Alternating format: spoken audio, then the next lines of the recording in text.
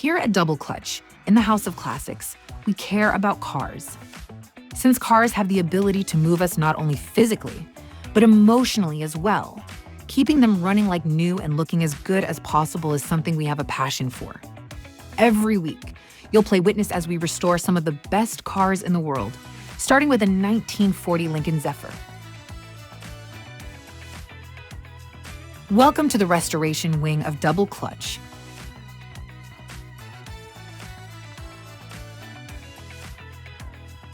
Last time at Carl's Custom Cars, Carl and his team got started on the 1940 Lincoln Zephyr. After initial assessments and beginning disassembly, today they'll meet with Joy, the car's owner, to discuss her goals for the restoration. They'll also talk about some discoveries on the Zephyr as they've begun stripping the paint off the car.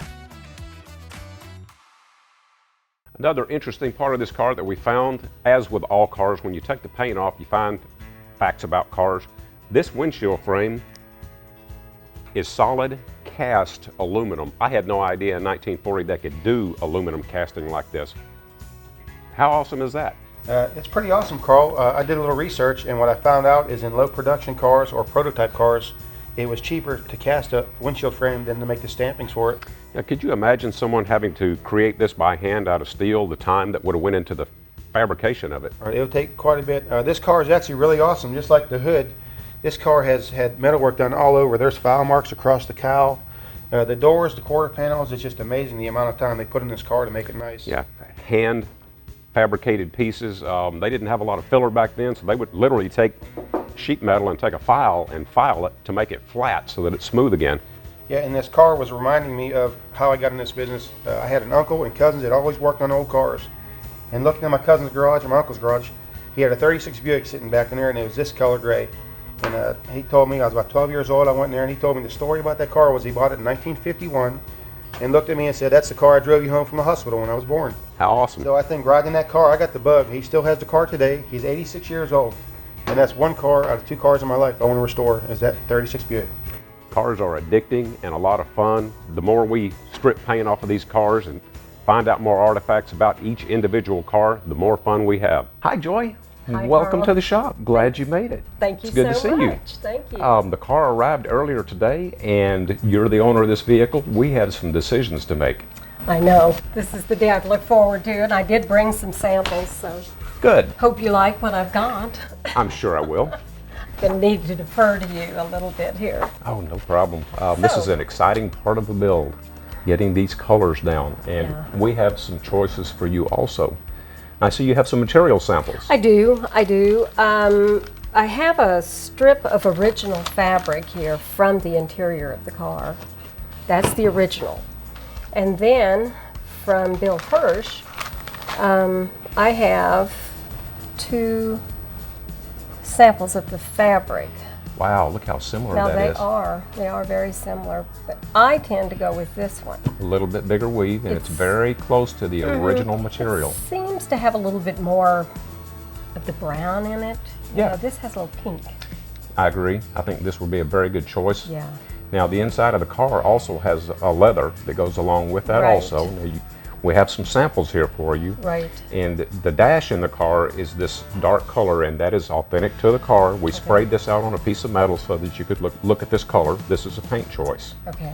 And this is an interior leather color that I was looking at, and it's very close to this. What do you think about that? It looks great together. Now that leather will go around the edges of the seats. Absolutely. And Fabric will go on the inserts. that is correct. Okay, so that looks great. Outside choices, this is an authenticity manual that goes Ooh, to the Lincoln. good. And this is an original, authentic color that could have been on that car. And talking to you earlier, I think this is in the shade that you're after. Yeah, exactly. And it's critical, I think, that we try to stick with the authenticity. Absolutely. So with this coming out of this catalog, this book, this is the color that we were kind of gravitating toward. Right. Now, we've got to get something very, very close to that. So what I've done is looked in this chip book, and you can take a page out like this, and they have holes in them. These are all color samples. and moving them around over that color to try to find something. These are all in that shade. So moving them around, what's your view on that one? Well, that dark? one looks pretty good, but it does look like it's a little dark. How about that? That looks great. Now, bear in mind also that looking at this small sample, when you get it on the car, it's going to look a little bit darker. That does look nice. That is very close to the original authentic color on that car. Nice? I like that. Hey Pete, what'd you find there? Oh, well, Carl, we were taking the paint off the rocker panel, and I found some rust. Not really bad for the car. I mean, the car is in good, really good shape, but it's, I need to cut it out and make a piece for it, a new piece of metal. It really doesn't surprise me. Now, I got this piece cut out, but looking at the back side, it's a little worse than I thought, so I have to go a little further. What you see on the surface isn't always the worst part of the rust. It's always in the back side. This car had a lot of dirt and apparently at one time moisture in the back of the rocker. So we're gonna go back in there and make sure we'll keep on going until we get solid metal. All right, my dad took the liberty of disassembling this stuff for me. It's my job now to fix it. All these pieces were pretty bad damaged. This one looks like somebody took a negative battery cable to it, clamped it to the door handle to ground it out. It arced straight through it. It's not gonna work. These pieces here, you know, once we get them sanded and polished back out, they look like brand new. The door handles as well. It'll be Concours ready. Okay, we had to cut the other side out also. This rocker was just as bad as the driver's side. This is the piece that came out. Here's the new piece that's going in. Pete's already bent it, just a flat piece of sheet metal. We'll weld this in and finish it out. All of this is rust, and this came out of this rocker on this side. That's a lot of rust. People really don't realize, but the road conditions in the 30s, 40s, 50s, even up into the 60s weren't what we have today. They were dirt, gravel. When it would rain, the roads would get rutted up, and these cars would fall into those ruts. They would hit puddles of water on those roads. The rockers took a lot of damage and abuse because of the road conditions, which, here's the result of that.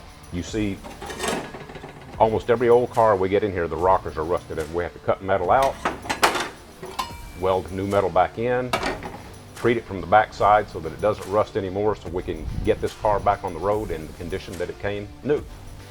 Thanks for joining us for this week's segment. Be sure to come back for another one next week, only on Double Clutch.